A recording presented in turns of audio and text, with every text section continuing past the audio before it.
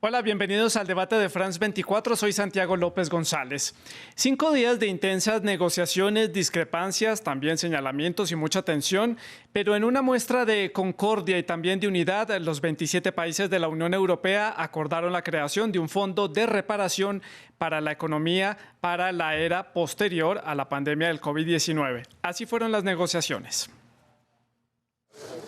Sonrisas cansadas detrás de las mascarillas, porque tras una de las reuniones más largas de la historia de la Unión Europea, finalmente hubo acuerdo para un presupuesto de 1,8 billones de euros para el periodo 2021-2027 y un fondo de recuperación por el coronavirus. Este es un buen acuerdo, es un acuerdo fuerte, pero lo más importante, es el acuerdo correcto para Europa ahora mismo. El paquete de rescate de 750.000 millones de euros será financiado con un mix de subvenciones y préstamos. En una medida inédita para el bloque, las subvenciones se financiarán con miles de millones de deuda común, una idea auspiciada por los líderes de Francia y Alemania, aliados cercanos en las conversaciones. En estas largas negociaciones hubo dificultades, puntos de vista opuestos y diferentes perspectivas sobre Europa, pero celebro el hecho de que la canciller alemana y yo siempre estuvimos del lado de la ambición y la cooperación.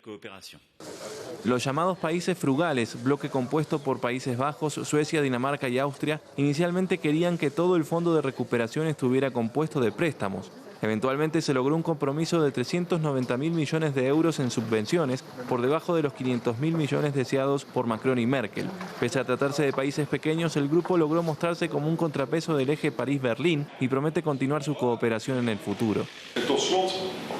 Al final estoy muy feliz de que lo que los Países Bajos pagan a Europa se corrija por el crecimiento económico y la inflación. Eso fue lo más importante. Finalmente, los países frugales fueron atraídos por importantes concesiones, como un mayor descuento en sus contribuciones al presupuesto, un recorte en el volumen de ayudas directas a los países más afectados por la pandemia y un mayor control sobre el uso que esas naciones le den al fondo. En conjunto se trata de 1,8 billones de euros. Se trata del mayor paquete financiero jamás conformado en lo que va de la historia del bloque comunitario. De esta suma, como ya lo decíamos, 750.000 millones de euros será para ese fondo de ayuda económica que serán entregados, como veíamos en el reportaje, a modo de subvenciones y también con unos préstamos con unos intereses un poco más bajos. El resto del dinero hace parte del presupuesto para los próximos 7 años, presupuesto de la Unión Europea. Esto fue lo que acordaron. Un acuerdo histórico tras 4 días de negociaciones. La Unión Europea definió el presupuesto para el periodo 2021-2027. En total, la previsión es de 1.824 billones de euros. 1.074 billones corresponden al marco financiero plurianual de los próximos 7 años y 750.000 millones al debatido Fondo de Recuperación por el Coronavirus, denominado Next Generation EU.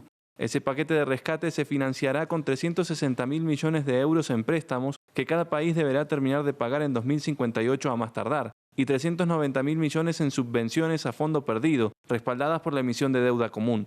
De este último punto, los países más favorecidos serán Italia, España, Francia, Grecia y Portugal. Este es un gran acuerdo para Europa, un gran acuerdo para Europa, y es un gran acuerdo también para España. Hoy, no les quepa duda, se ha escrito una de las páginas más brillantes de la historia de la Unión Europea. Cada país deberá asignar el 70% de su parte del Fondo de Recuperación entre 2021 y 2022, mientras que el 30% restante se definirá en 2023. Aunque no logró reducir el monto del paquete de rescate, el llamado bloque de países frugales, integrado por Países Bajos, Suecia, Dinamarca y Austria, consiguió varias concesiones, entre ellas el aumento de sus descuentos en sus contribuciones al presupuesto. Así, Dinamarca se ahorrará 377 millones de euros anuales, Países Bajos 1.920 millones, Austria 565 millones y Suecia 1.070 millones. Fue más largo de lo planeado. Fue difícil en el contenido. El proceso fue complicado, pero había mucho en juego, por supuesto. Países Bajos también logró introducir un mecanismo de control sobre los planes nacionales de recuperación, que deberán ser aprobados por mayoría calificada de los 27 países, es decir, un 55% de los países que representen el 65% de la población. Si bien no pudo establecer una capacidad de veto, el gobierno neerlandés consiguió que se pueda lanzar una señal de alarma si un socio no cumple las reformas fijadas, y así se suspendería el desembolso de fondos a la espera de un debate entre los líderes europeos. Muy completos este par de informes de nuestro compañero Federico Cue Barberena. Pero estas negociaciones dejaron un cansancio político, también dejaron varias críticas, acusaciones incluso entre los mismos países.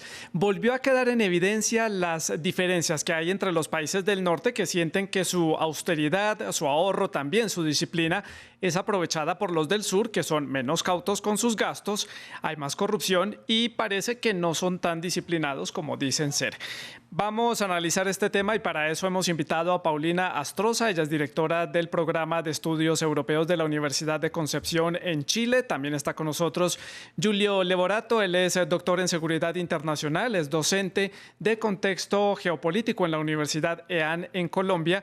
Y también se une a esta conversación Michel Levy. Él es coordinador del Centro Andino de Estudios Internacionales de la Universidad Andina Simón Bolívar en la ciudad de Quito, en Ecuador. También nos interesa conocer su opinión, por eso los invito para que dejen todos sus comentarios a través de las redes sociales, @France24_ES y @Santilogo. Deje los comentarios con la etiqueta numeral El Debate F24. Quiero comenzar por conocer la opinión de nuestros invitados sobre este tema y comienzo con Paulina Astroza en la ciudad de Concepción, en Chile. Muy buenas noches, Paulina, y cuéntanos cuál es su opinión sobre este acuerdo alcanzado después de intensas negociaciones, como tal parece que es habitual en la Unión Europea.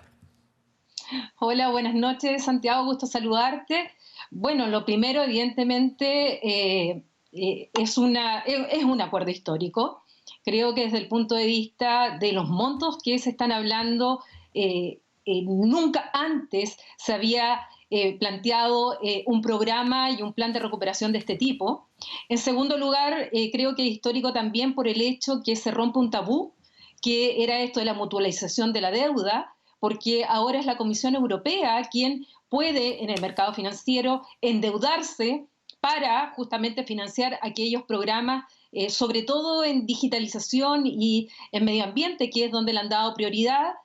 Ha sido también histórico en el sentido que Angela Merkel ha sido justamente quien ha impulsado esto luego de un cambio en la posición de Alemania, que se había opuesto, sobre todo en la crisis del euro, a los llamados eurobonos o a lo que al principio se empezó a denominar los coronabonos y que, sin embargo, ella junto a Emmanuel Macron, como lo decía en la nota, plantean este proyecto justamente rompiendo ese tabú.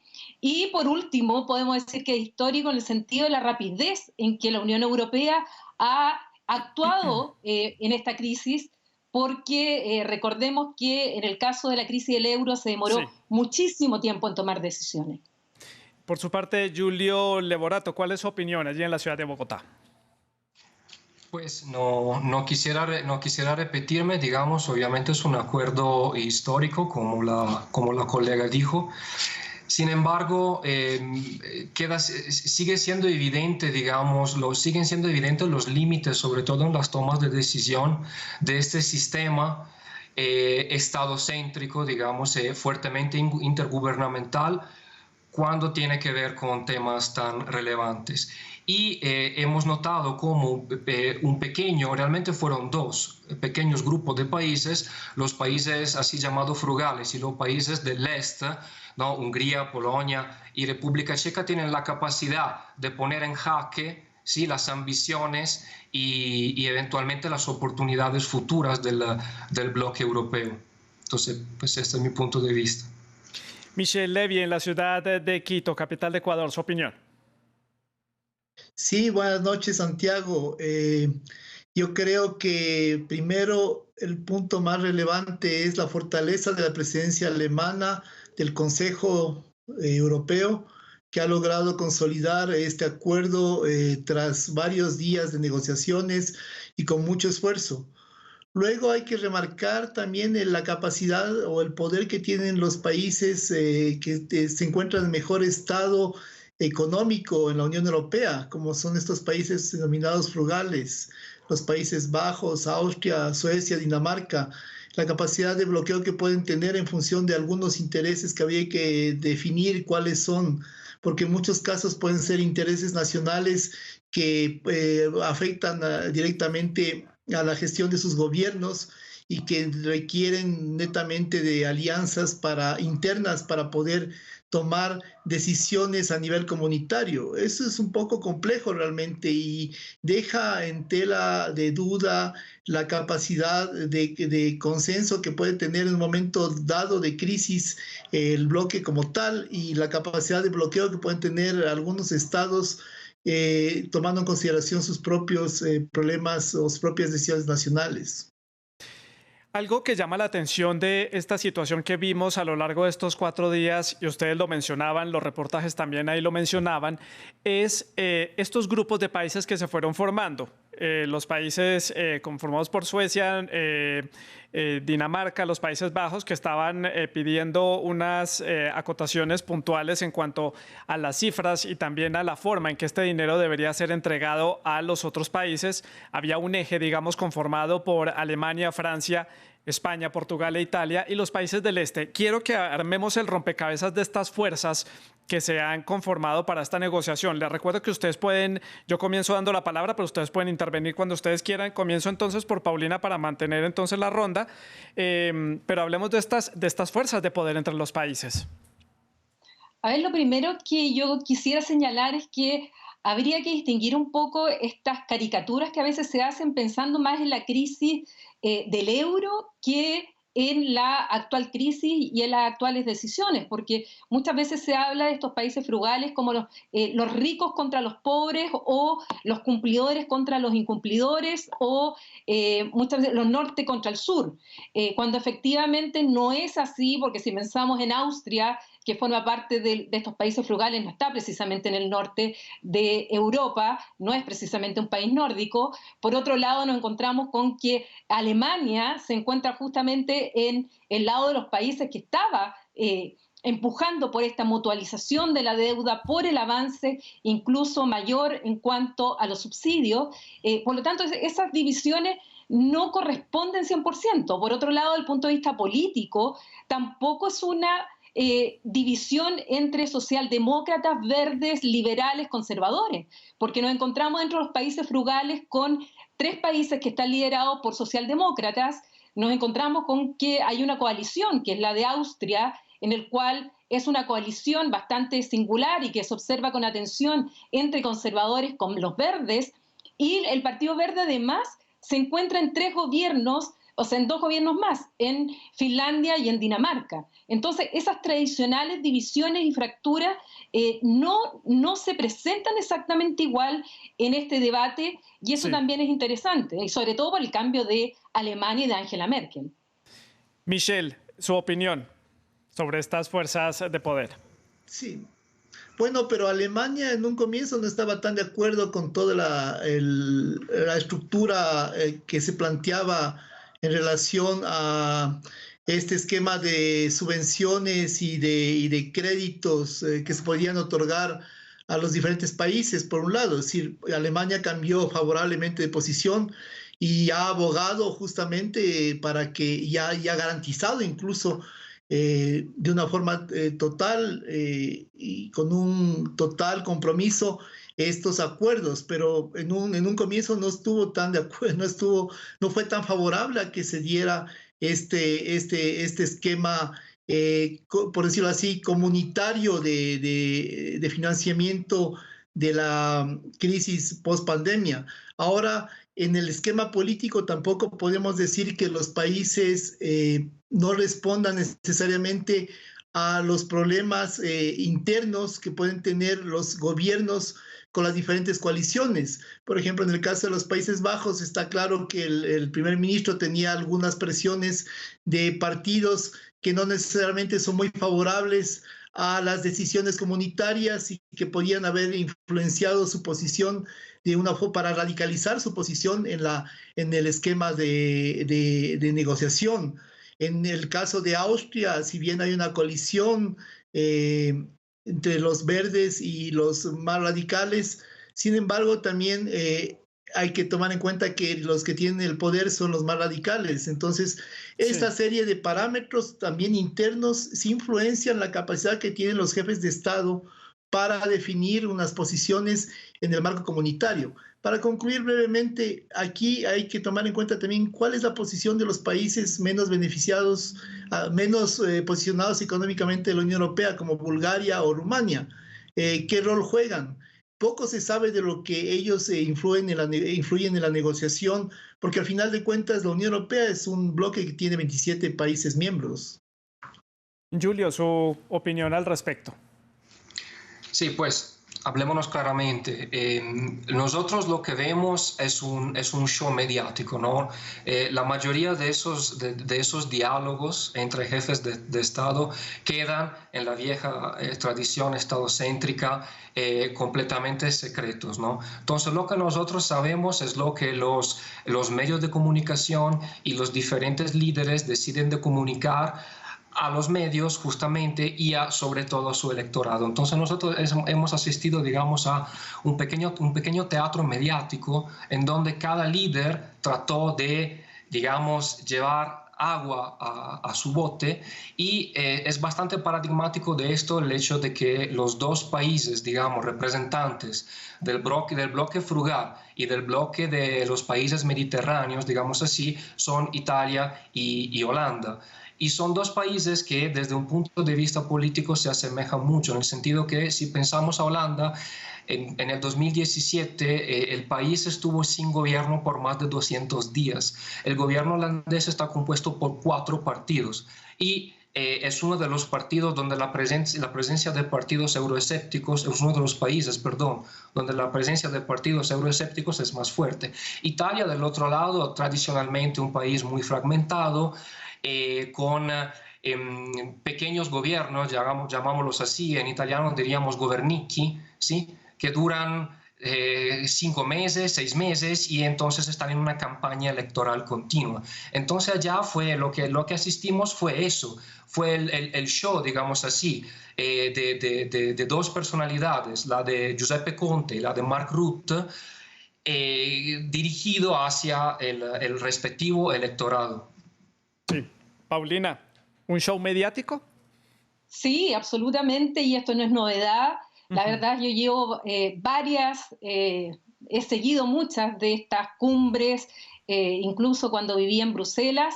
Es cierto que hay mucho de postureo, como le llaman los españoles, hay mucho de lo que le quiere comunicar a su propio electorado. En realidad no le están hablando al mundo, le están hablando a sus electores.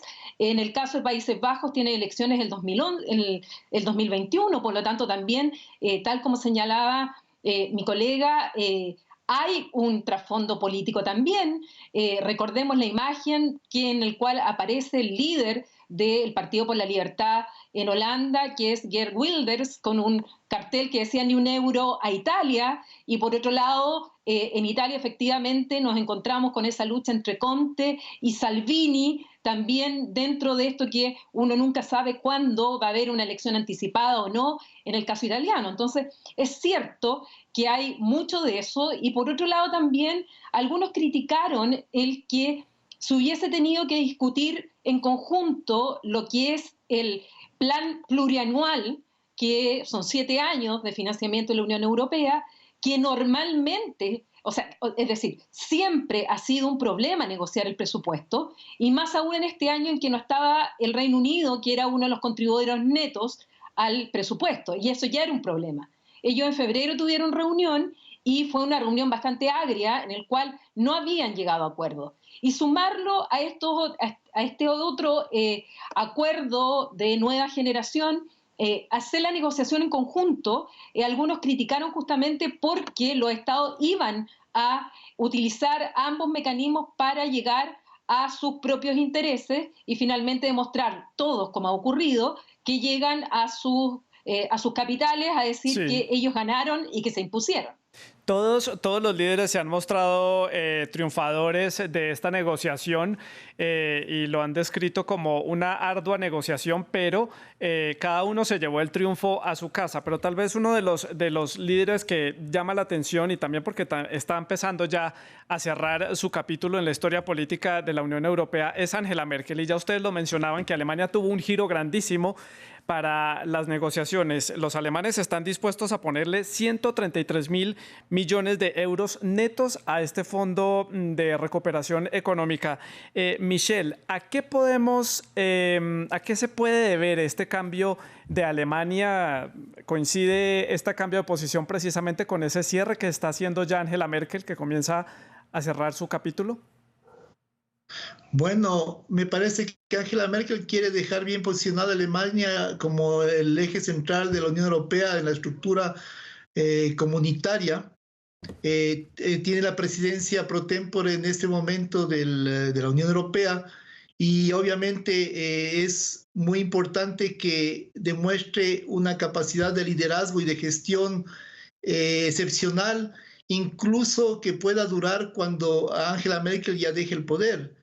En ese sentido, Alemania está marcando un poco la línea de lo que debe ser la gestión de la Unión Europea para su sucesor, su sucesora, y de esa forma establecer unos parámetros que le permitan a Alemania tener o mantener ese rol al mismo tiempo de director o de orquesta de esta gran estructura comunitaria, y por otro lado, no solo director de orquesta, sino de armador de consensos, incluso si las posiciones que mantiene no sean necesariamente tan favorables dentro de Alemania para Alemania como tal. Me refiero favorables al sentido de que si pensamos en lo que decían los padres fundadores de la Unión Europea, especialmente Jean Monnet, la Unión Europea, la construcción europea se basa en solidaridades de hecho. Y en este momento lo que Alemania trata de mostrar o de fortalecer o de crear o de construir es justamente esa idea de que puede haber fuentes en las cuales no haya un consenso necesariamente, pero no por eso la Unión Europea va a dejar de ser solidaria o va a dejar de generar una estructura que le permita ser solidaria entre los Estados miembros. ¿Y dónde queda el papel del presidente francés Emmanuel Macron, Julio? No, pues Emmanuel Macron seguramente desde la victoria en las últimas elecciones francesas se presentó como un líder europeísta. Probablemente es el líder más europeísta hoy en Europa. De hecho, cuando él empezó su mandato, trató de llamar la atención, digamos así, de Alemania para construir un frente unido, pero en ese momento Angela Merkel estaba en otras posiciones. Así, digamos que este eje Merkel-Macron seguramente fue fundamental en el alcance, digamos, de este objetivo. Pero quiero remarcar también esto, lo decía el colega en su intervención, Europa es una estructura de 27 países, ¿sí? Y esa disparidad, digamos, entre bloques, entre países, se nota mucho, sobre todo en estos encuentros, ¿sí?, intergubernamentales entre estados que llaman a la vieja, digamos, diplomacia europea. En ese sentido, no ha cambiado mucho la Europa ahora de cómo era hace 200 años, ¿sí? Entonces, hablamos de high politics y hablamos de unos países más fuertes que digamos, imponen el ritmo y condicionan las decisiones de los demás. Sí, precisamente sobre ese tema quería preguntarle a Paulina. Esto es una estructura de 27 países, pero en el escenario de este show mediático veíamos a 5 líderes prácticamente, y por la cercanía que tenemos con España por ser latinoamericanos, pues veíamos en nuestros medios de comunicación lo que se hablaba en torno al gobierno de España, al gobierno de Sánchez. Pero ¿qué hay de los otros estados, de países más pequeños? Por ejemplo, Luxemburgo, que es muy pequeño pero enormemente rico. Otros países como, no sé, Eslovenia, la República Checa, Rumanía, que ya lo mencionaban, que tal vez son menos afortunados económicamente. ¿Dónde quedan en este escenario entonces? ¿Simplemente hacen lo que digan los otros? No necesariamente, porque cada uno de ellos tiene veto. porque basta que uno de ellos se oponga a la decisión final, puede impedirla.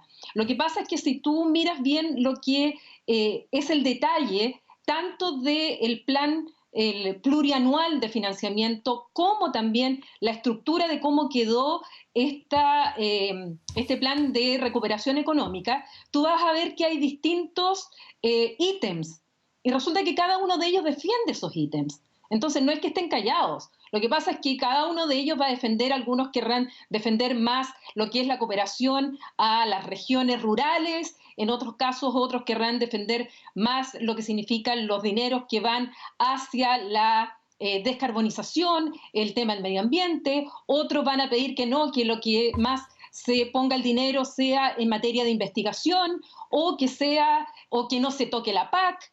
La verdad es que en estas discusiones cada uno de ellos va a defender sus intereses propios y finalmente eso es lo que tiene que llegar a un consenso, porque además, como es voto unánime, no es por mayoría calificada en este caso, y eso es lo que señalaba Julio, efectivamente, puede impedir el avanzar el que Malta se oponga o que Rumanía u otro se oponga. Entonces necesitan tener efectivamente estas conversaciones donde cada uno de ellos va a lograr eso que va a llevar el agua para su molino, pero que en definitivamente es la estructura intergubernamental que finalmente se lleva a cabo, pero en esta forma tan tradicional que tiene la Unión Europea y que demuestra que al final, tarde o temprano, bien o mal, a veces llega, digamos, de mejor manera, otras veces no, llegan a acuerdo y qué gran diferencia con lo que nos pasa a nosotros en América Latina.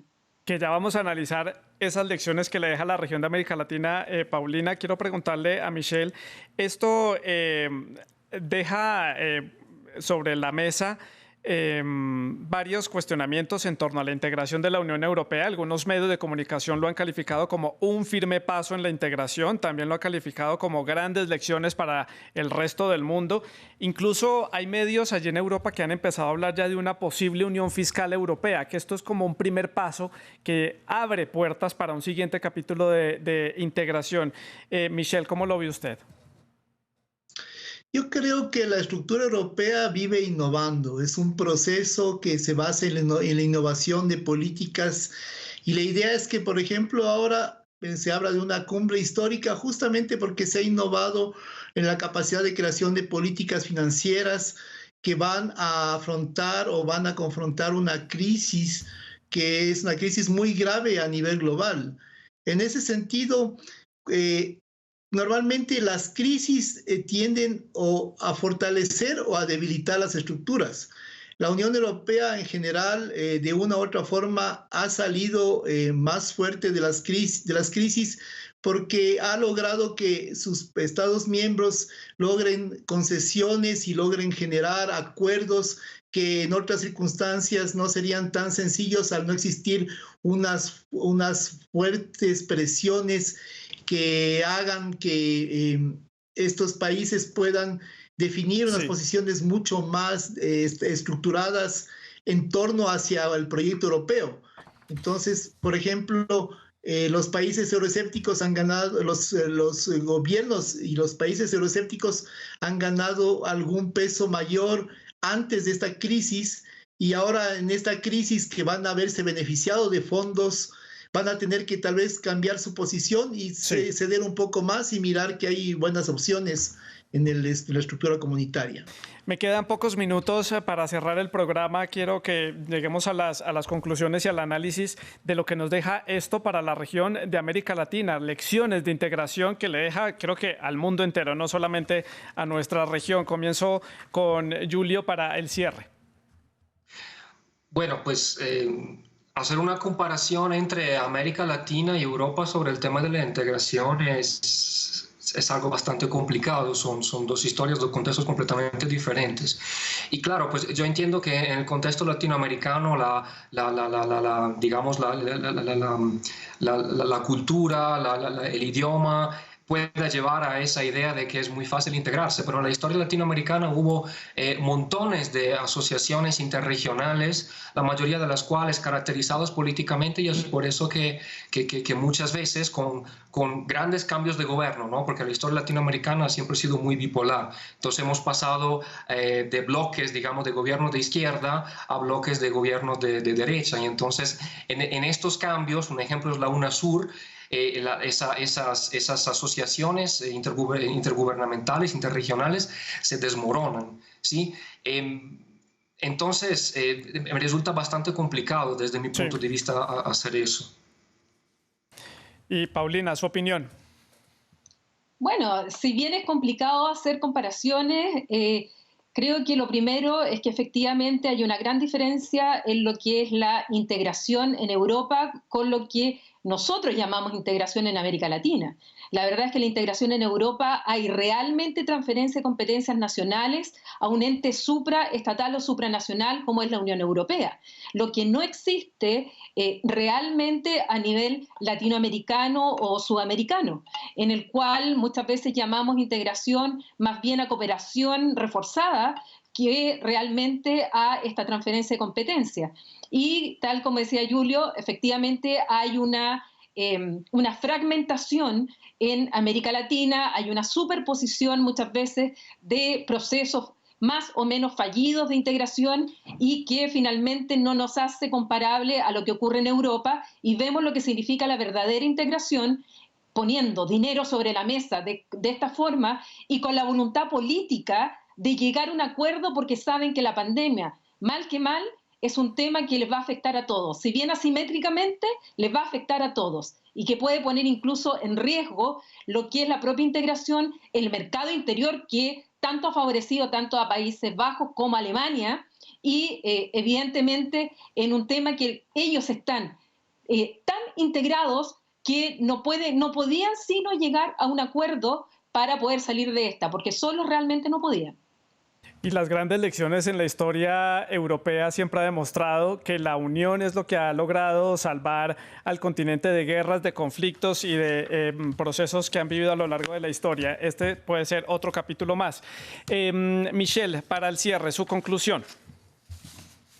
Son lógicas diferentes de procesos de regionalismo. El regionalismo europeo y el regionalismo latinoamericano parecen similares, pero son totalmente diferentes en sus lógicas. Se pueden comparar parámetros institucionales, normativos, se pueden hacer relaciones, pero la estructura, la orientación que tiene cada bloque, en este caso el bloque europeo y los bloques regionales que existen en América del Sur, en América Central, en el Caribe, en América del Norte, sí, tienen orientaciones, vínculos, lógicas, direcciones totalmente diferentes.